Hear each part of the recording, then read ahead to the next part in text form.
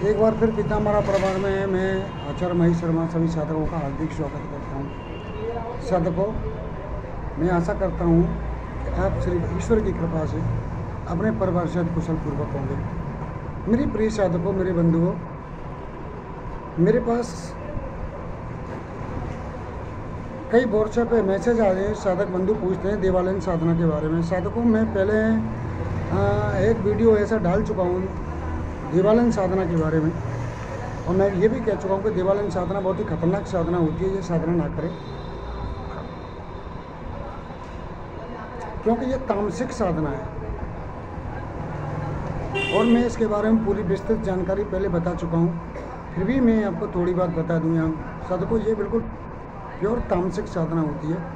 और ये देवालयन कोई एक नाम की कोई देवालयन प्रेतनी नहीं होती है कि कोई नाम की देवालयन प्रेतनी घूम रही है, कोई देवालयन को तुम आह्वान करके बुला रही हो, ऐसा कुछ नहीं है। ये मंदिर इन्होंने देवालयन साधना का, ये देवालयन तो इन्होंने एक अपनी ओर से इन बाबाओं ने जो यूट्यूब पे बैठे हैं उन्होंने देवालयन नाम दे दिया है। यानी देवालयन कोई ऐसी साधना नहीं है, देवालयन इनकी दिमाग की उपज है, इन लोगों की।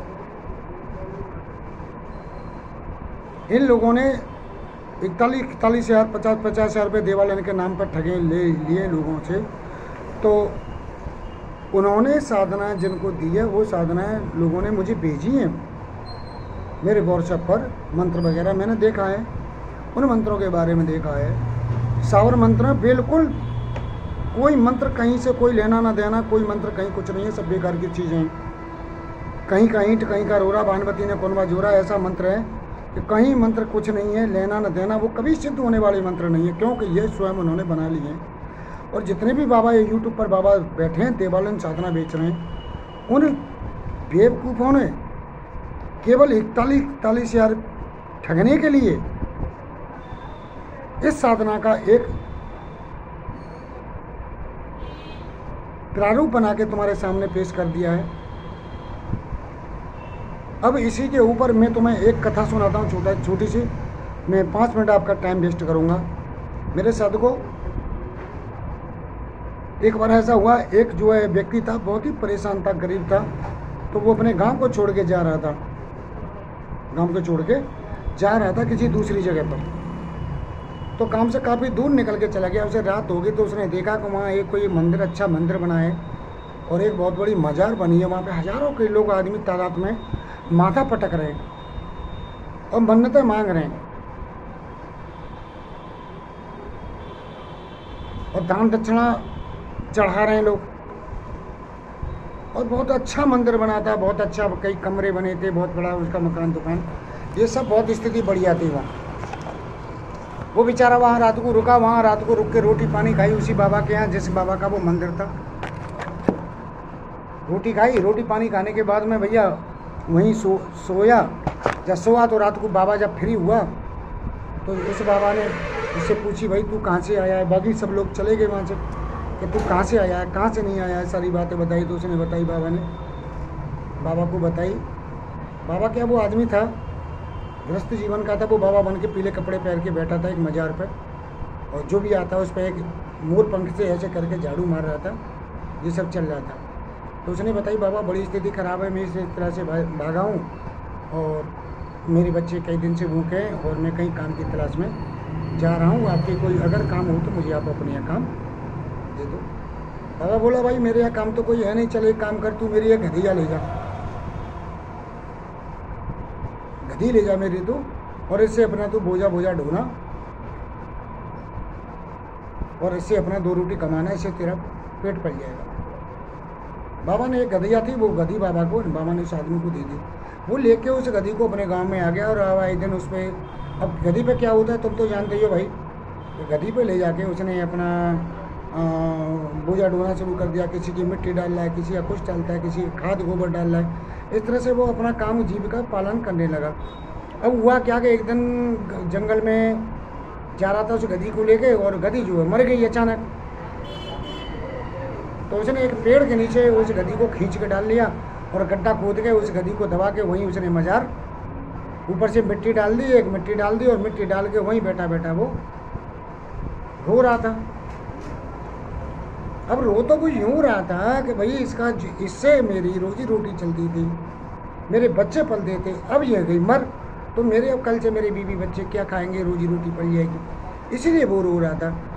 और उसने 2 अगरबत्ती और उसमें लगा दी वहाँ, उसने एक मजारची बना के पाटे की ऊंची सी मजार बना दी, मिट्टी डाल दी, अगरबत्ती बना के रो रहा था। अब रास्ते का किनारा था, गर्मी का टाइम था, रास्ते में वहाँ लोग आ रहे थे और उस पेड़ के नीचे रह रहे थे। वहाँ पेड़ के पास ये कुआं था, वहाँ पानी पीते वहीं रुक रहे थे लोग। तो जो भी आ रहा था वहाँ रुपये 2 आना, रुपये 2 रुपये वहाँ उसके यहाँ डाल रहा था। शाम तक मान के वो वहाँ बैठा रहा, उस गधी के शोक में रोता रहा। और वहाँ लोग जो आते गए और 10, 20, 50 रुपये, जो भी 10, कोई 20, कोई 50, इस तरह उस गधी पे चढ़ाते चले गए। जब शाम को उठा, उसने देखा कि भाई यहाँ तो बहुत पैसे पड़े हैं चारों तरफ। उठाया तो उसने 100-200 रुपये की जुगाड़ हो गई। अब वो बोला यार ये तो बड़े मज़े की बात है भाई, पूरा जीवन में पूरे दिन में काम करता हूँ तो 10 या 20 रुपये कमा पाता हूँ, 50 रुपये कमा पाता हूँ, 100 रुपये कमा पाता हूँ। यहाँ तो बगैर कमाई के ही पैसे आना शुरू हो गया। अब रात को वो पैसे 100-200 रुपये इकट्ठे हुए, उन्हें लेके अपनी घरवाली के पास पहुँचा। घरवाली से बोला गधी तो मर गई। अब घरवाली को बड़ा दुख हुआ, बोले रो मत। वो बोला रो मत, गधी तो मर गई, लेकिन हमारे पैसे खाने पीने की व्यवस्था गधी ने कर दी।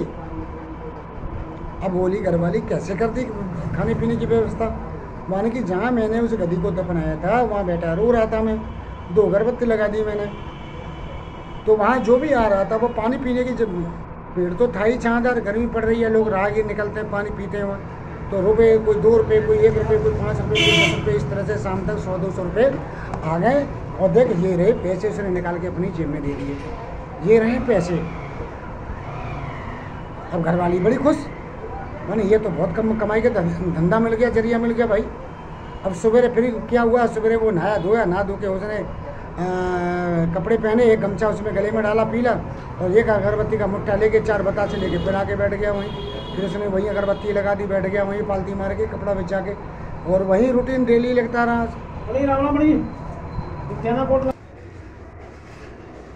अब होता क्या है कि वो सुबह सुबह फिर वो पहुँच गया, लाइट चली गई, अंधेरा हो गया। चलो फिर सुबह सुबह भैया पहुंच गया वो, उसने अगरबत्ती लगा दी, और अगरबत्ती लगाने का जो भी आ रहे थे 10 रुपये, 20 रुपये, 5 रुपये डाल रहे थे मट और मन्नतें मांग रहे थे, और वो मत्था टेक रहे थे अपन।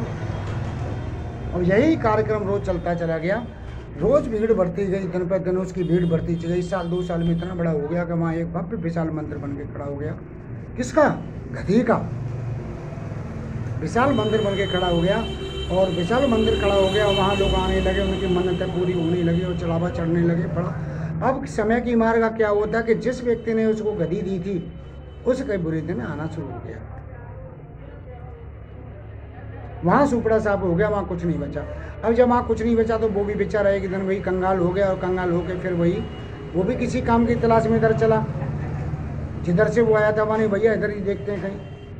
अब जब वो वहाँ पहुँचा तो उसने वही रास्ते में मिला, बहुत बड़ा बरगद का पेड़ वहाँ हुआ था, वहीं रुका, और बड़ा विशाल मंदिर, वहीं बैठा उसने खाना पीना खाया बैठ कर, और वहीं मंदिर में वो अंदर गया, वो मजार के दर्शन किए। तो मजार के दर्शन किए तो उसने उसको पहचान लिया। कौन को?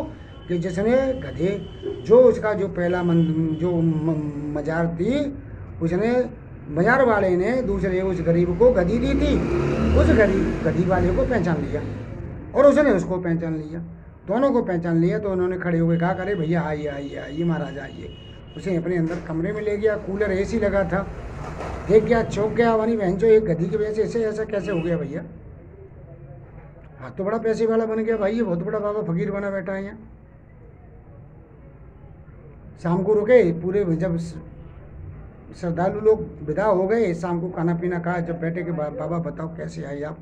बोले भैया कैसे आएगा, हमने जब से तुम्हें गधी दी है हमारे यहाँ तो हालत ख़राब हो गई, धीमे धीमे खेल खत्म हो गया है, अब तुम्हारा बड़ा चंगा हो रहा है मामला। भाई तुमने क्या किया है ऐसा? कौन है ये, कौन की मजार है? बोले बाबा मजार क्या है, वो जो तुमने गधी दी थी ना, वो गधी यहाँ मर गई थी। वो सत्यवादी आदमी था, वो गधी मर गई थी, उस गधी को इस पेड़ के नीचे मैंने दफना दिया लाके, और यहाँ अगरबत्ती लगा दी, और रो रहा था बैठा बैठा। तो ये लोग आ रहे पैसे डाल रहे थे, बस वही कार्यक्रम रोज शुरू हो गया मेरा। ये गधी पे ही आगे ये लोग मत्था टेकते हैं, इसी से आशीर्वाद लेते हैं। गधे ही इनको ठीक करती है और इनको फ़ायदा पहुंचाती है, और ये सब चल रहा कार्यक्रम। तो वो बंदा बोला जो पहले आया था, वो बंदा बोला जहाँ से वो गधी लाया था, वो पहले वाला बाबा, माने भैया वो जो मजार थी वो इसकी वो भी इस जो गधी थी इसकी माँ की मजार थी। वो मजार थी, वो इसकी माँ, जो मैंने गधी थी दिए हुए इसकी माँ की मजार थी, वो भी मर गई थी, वो भी भैया मैंने से दफनाई थी, तो उसकी मजार थी भैया वो। अब वहाँ लोगों ने आना बंद कर दिया है, तो उसकी माँ की मजार वहाँ लग रही थी, उसकी बेटी की मजार यहाँ लग गई, दोनों के दोनों वहाँ उन्होंने नोट कमाए। इसके बाद यहाँ ये गधी के द्वारा नोट कमाए। ये हमारा हिंदुस्तान है। मेरा कहने का मतलब जो है मेरे भाइयों, यह हिंदुस्तान है। आंख बंद करके लोग विश्वास करते हैं, आंख बंद करके लोगों को एक लालच के बस पैसा देते हैं। ऐसे गधियों की मजारों पर जाके मत्था टेकने जाते हैं ये लोग। मेरा कहने का मतलब ये है कि देवालय नाम की कोई भी साधना इस ब्रह्मांड में, कोई भी देवालय हनुमान नाम की साधना नहीं है। लेकिन उन्होंने देवालय नाम डालकर साधना को पेश किया कि दुनिया से अलग साधना आई है, ये निकल के ये पकड़ो। और लोगों ने क्या रहे भाई साहब, मैं तुम्हें बता रहा हूँ, मेरे पास मैसेज आते हैं, रोते हैं मेरे पास 41 50 51 हज़ार रुपये ठग के ये देवालयन वाले बाबा बैठे मादर चौथ बहनचोदों को मुँह से गाली निकल के, भोसड़ी वालों के मादर चौथों के मुँह में से इनको ये सिर्फ यार। और मजे की बात तो ये देखो, मजे की बात ये देखो, इनको ये 11 हज़ार रुपये देते हैं, यहाँ अनुदान के 5,000 भी किसी पेट से नहीं निकलते हैं। यहाँ 5,000 रुपये मांगे तो ऊपर से पहाड़ गिर जाएगा, ओले गिर जाएंगे, बरस भयंकर ताप गिरेगा, ऊपर भाग जाएंगे 5,000 का नाम सुन के। 21 अनुदान मांगे, 11 अनुदान मांगेंगे तो भी पटक खा के भागेंगे ये लोग। और वहाँ 51 हज़ार रुपये देवालय के नाम पे दे रहे हैं। मजे की बात तो ये भी है, ये भी इसी लायक है कि जाके इनको गड़सा से काटो। ये अच्छी, ये भी इसी लायक है कि इनको बेवकूफ़ बनाओ और गड़सा से काटो। एक तरफ मुझे बड़ा दुख होता है इन चीज़ों को कि ये लोग पैसा 51 हज़ार रुपये दे देते, वगैरह मैं फांसी लगा के मर रहा हूँ, पेट फाड़ के मर रहा हूँ, या गुरुजी मैं मरना चाहता हूँ, गुरुजी मैं जीना चाहता हूँ। ये बार मैसेज आते हैं मेरे पास, भैया मैं क्या करूँ तुम्हें बताओ, तुम्हारा मैं क्या कर सकता हूँ। जब तुमने क्या कि मेरे पैसे पटवा दो, तुमने वहाँ 51 हज़ार रुपये दिए थे, मुझे पूछ के दिए थे तुमने, मैं तुम्हारे पैसे पटवाऊँ, उनसे लड़ाई लड़ूँ, या यहाँ बगला मुखी माँ से कह के उनका मारण करूँ, या सम्मोहन करूँ, वशीकरण करूँ, क्यों करूँ तुम्हारे लिए मैं? क्या तुमने मुझे पूछा था पहले? तो ऐसे ही साधकों को मीठी मीठी चुपड़ी चुपड़ी जो बातें करके ठगते हैं ना, और ऐसे ही लोग इसी लायक हैं कि वहाँ जाके कटते हैं ये लोग। तो एक मैंने साधना डाली थी, अच्छा एक महीने होगी, देवालयन की तरह ही एक साधना डाली थी। देवालयन कोई साधना नहीं होती, इन्होंने अपने पेट से उपजा ली है साधना ये। और ये साले चूतिया के चौदह ये कहते हैं कि देवालयन नाम की साधना, मैं उनको न्योता देता हूँ, बाढ़ चौदह मेरे पास आ जाओ, मैं बताता हूँ तुम्हें देवालयन की साधना है कि नहीं है जी। हाँ, एक ऐसी साधना है, तंत्रोक्त विधि के द्वारा एक ऐसी साधना है जो पहले मैंने बता चुका हूँ। एक साधना और है बिल्कुल सेम ये देवालयन बताते हैं, देवालयन वाली ये कि ये देवालयन है, कुछ ही देवालयन नहीं है, जो कोई भी प्रेतात्मा के खड़ी हो सकती है। एक दिन की परी साधना मैंने डाल रखी है, उसके दोनों विधान बता रखे हैं। घर में करना चाहे घर में कर ले, और बाहर करना चाहिए। आज तक कोई बंदा पैदा ना हुआ, यानी 2100 रुपये किसी के पेट से, 2500 रुपये किसी के पेट से नहीं निकलने के 2500 रुपये पेट से अनुदान लेके उस साधना को करने कोई बैठ जाए।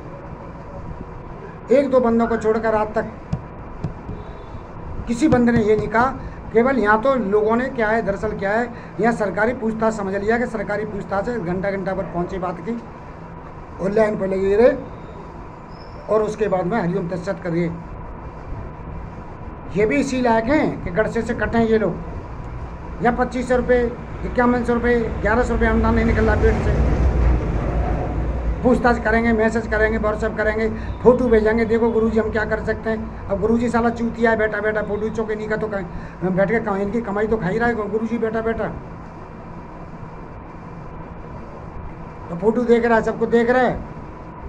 और उसके बाद में जब अनुदान का नाम आया तो गायब हो गए, जैसे गधे के सिर से सींग गायब हो गए हैं ना, इसी तरह गायब हो गए। और देवालयन वाले को 51 हज़ार रुपये दे रहे हैं निकल के। तो साधकों मैंने एक साधना इसी तरह डाली थी, बहुत अच्छी सुंदर साधना डाली थी मैंने। और दोबारा फिर एक साधना डाल रहा हूँ। ये देवालन के नाम से ही डालता हूँ, हालांकि ये देवालन नहीं है। कोई भी प्रेत आत्मा आ सकती है तुम्हारे सामने। और ये वाम मार्ग की साधना है। ये साधना विधान मैं तुमको बता दे रहा हूँ साधकों, सुनो। ये साधना आपको रविवार, कृष्ण पक्ष का रविवार और शनिवार से करनी है। आपको दक्षिण की ओर मुँह करके करना है और ये घर में करनी है साधना आपको। इस साधना के लिए आपको गुलाबी आगे की माला की आवश्यकता पड़ेगी और आपको काला ऊन का कंबल या वृक्षाला हो और काले ही वस्त्र चाहिए आपको। सरसों के तेल का दीपक अपनी दाईं तरफ लगाएंगे और उसकी गुग्गल की धूप देंगे आप इसे। ये कोई देवता नहीं है जो चंदन की ओर धूप लगाई है, गुग्गल की धूप देंगे इसे। सबसे मेन पॉइंट इसमें क्या है साधकों, मैं आपको बता दूं कि यह साधना ऐसी एक लड़की पर की जाएगी जो 16 साल से लेकर 21 साल तक की उम्र हो, 25 साल तक की उम्र हो उसकी, जो मर चुकी हो।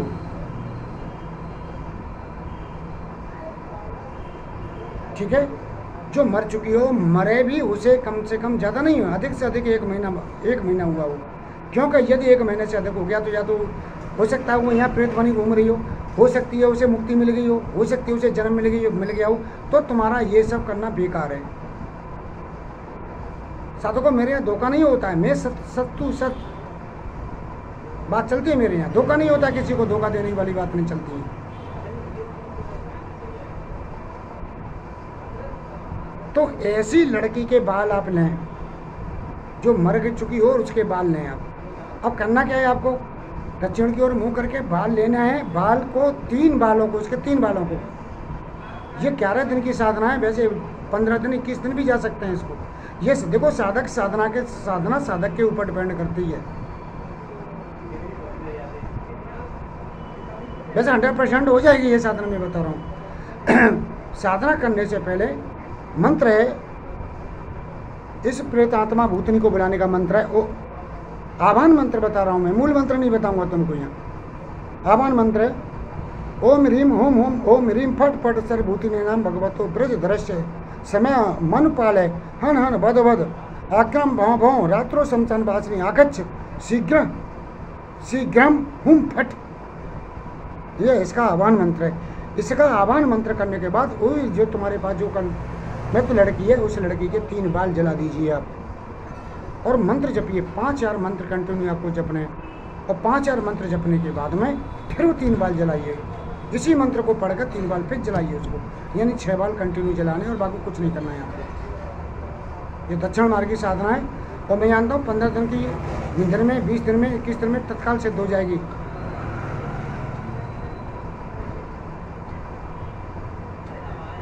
साधकों, तुम्हें देवालन चाहिए ना, देवालन नाम की कोई साधना नहीं है, लेकिन फिर भी तुम्हें देवालन का ही भूत चढ़ा है तो ये देवालन साधना ही मान लीजिए इसे तुम। ये कोई देवालन साधना नहीं है, लेकिन देवालन का भूत चढ़ा है तो देवालन ही मान लीजिए। अब वो जो लड़की है जो मरी है, महिला लड़की मरी है, महिला मरी है, मंत्र में उस महिला का नाम वहाँ लिया जाएगा, उसी की आत्मा आपके सामने आएगी। अब जब वो आत्मा सामने आएगी तो साधकों आपके लिए कुछ भी कर सकती है, वो कुछ भी कर सकती है। तुम कहो किसी का वध कर दे, वो वध कर देगी। तुम चाहो, तुम कहो कि मुझे धन ला के दे, धन ला के देगी। तुम जो चाहो कुछ भी कर सकती है। लेकिन एक बात का विशेष ध्यान रखें, सावधान, किसी का अगर वध करोगे तो तुम्हारा भी वध निश्चित होना है। अगर तुम लालच करोगे तो तुम्हें मार देगी। मेरा तो कुछ नहीं बिगाड़ पाएगी, चौक मैं तो पीताम्बरा कबवा सकूँ, मेरा कोई कुछ नहीं बिगाड़ पाएगा, लेकिन तुम्हें मार देगी। लालच करोगे तो अधिक, लालच सबसे बुरी बला होती है साधकों, ये मान लीजिए। तुम्हें इतना लेना है जितनी तुम्हारी आवश्यकता है, बस। उसके बाद फिर जरूरत पड़े फिर आप कर लीजिए। तो ये साधना मैंने तुमको बता दी साधकों। अगर कोई व्यक्ति करना चाहता है साधकों, देखो सीधी सीधी बात है, यहाँ मैं फालतू नहीं बैठा हूँ और यहाँ सरकारी पूछताछ केंद्र नहीं है। मैं बता रहा हूँ तुमको, अगर तुम्हें कोई ये साधना करनी है तो मैं ये बाल तुम्हें उपलब्ध करा सकता हूँ और साधना विधि भी दे सकता हूँ, लेकिन आपको पहले ही अग्रिम मुझे अनुदान भेजना पड़ेगा।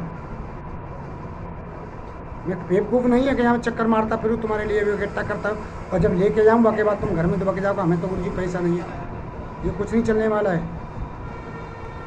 कोई भी साधक अगर करना चाहें तो सीधे सीधा भैया, सीधा सीधा बात है, इसका फंडा है। मेरे व्हाट्सएप नंबर पर 8979047231 पर संपर्क कर सकता है, मैसेज कर सकता है।